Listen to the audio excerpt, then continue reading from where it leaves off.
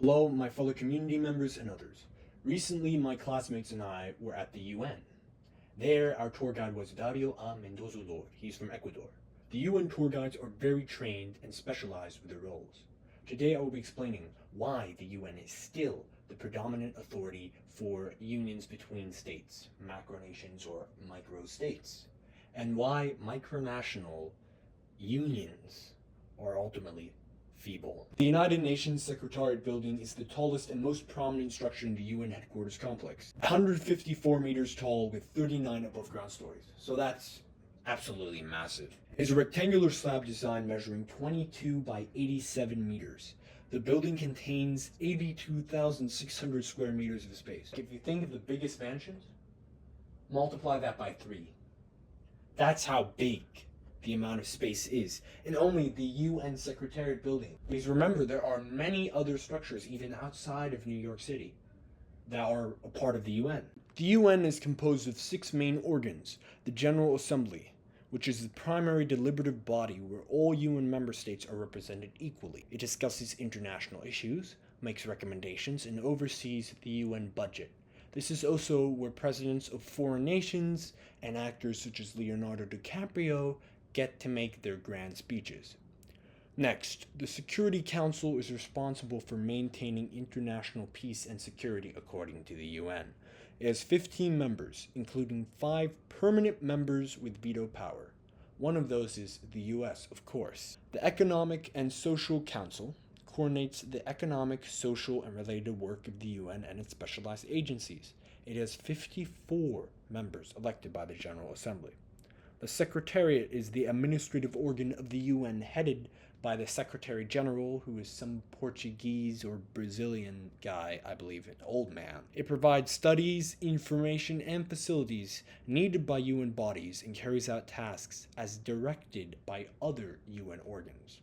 So it's like the follower. The International Court of Justice. It is the primary judicial organ of the UN, based in The Hague, Netherlands. It settles legal disputes between states and provides advisory opinions on legal questions. And lastly, the Trusteeship Council, originally established to oversee the administration of trust territories.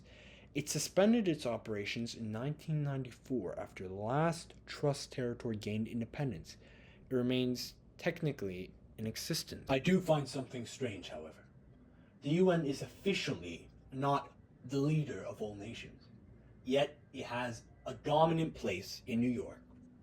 Yet it has all states de facto surrendering their will to the UN. It doesn't make sense. How can an organization have this much influence? Of course, there are many reasons why. Many reasons which many of you must know.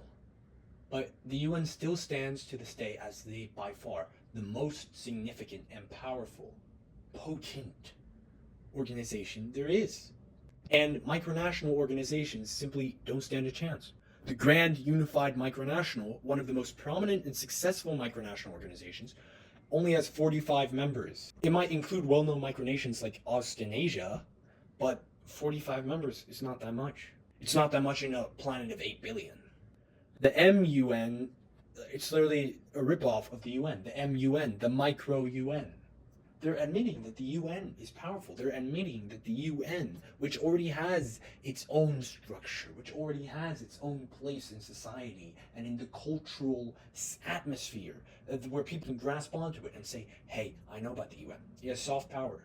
What soft power does the Cupertino Alliance have? Or the Intermicronational Traditionalist League? Or the Assembly of Micronations Against Communism? Do they actually have real influence? If a communist came and they had a weapon, could the AMAC defend itself? No, it couldn't. And it is up to you all to decide whether these micronational unions should be recognized or whether they should still exist within the micronational world. Surely there are better ways to promote unions between states than these leagues or these unions. The Grand Micronation Alliance, which is a global intermicronational organization, it claims. Yet, I haven't heard about it until this week. What influence does it have? What soft power does it have? How many people out of the micronational world know about it? How many people respect it? Not that many. Not that many at all. Some people are appearing to make the UN an idol. These governments cede their soft power to the UN, and who keeps the UN in check? Certainly not the Secretary General. Certainly not these UN tour guides who are so virtuous themselves. Surely not any of these organizations. Who keeps them in check? Who keeps them on a leash? Who? Corporations, of course. Corporations keep the UN on check, not nations. There are no sovereign nations. These nations are controlled by a few cities. I will not name them. You can do your own research. Now, some of you may be wondering, why did you go on a class trip with your peers? Because believe it or not, even though I had a voice changer in my previous videos, I am a young man. I am a teenager. And I recognized in that moment, despite them having all these images, these murals, these papers to so-called peace, to so-called democracy, that they supposedly worship, I could see through it. I could see through it, and I see and know what your criticisms might be of the UN.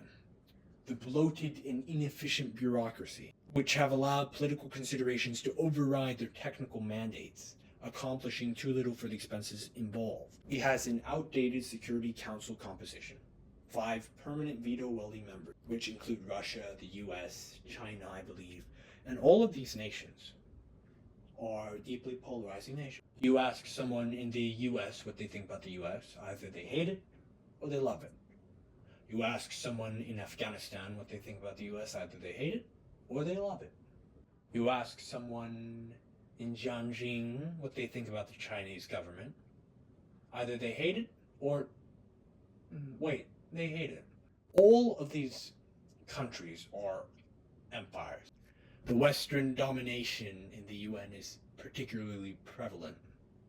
The US, the United Kingdom, France are 3 of the 5.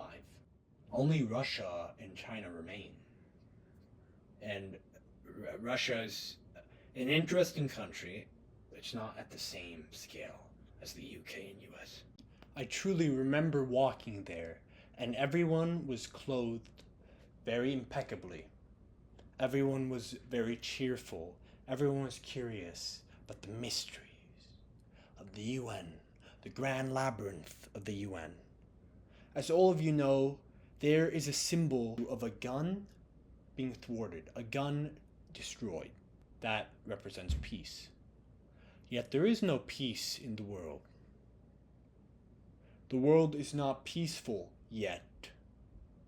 Why, UN? The organization which is the so-called master of all nations, the unifier of all nations, it cannot even enforce peace within the world, supposedly.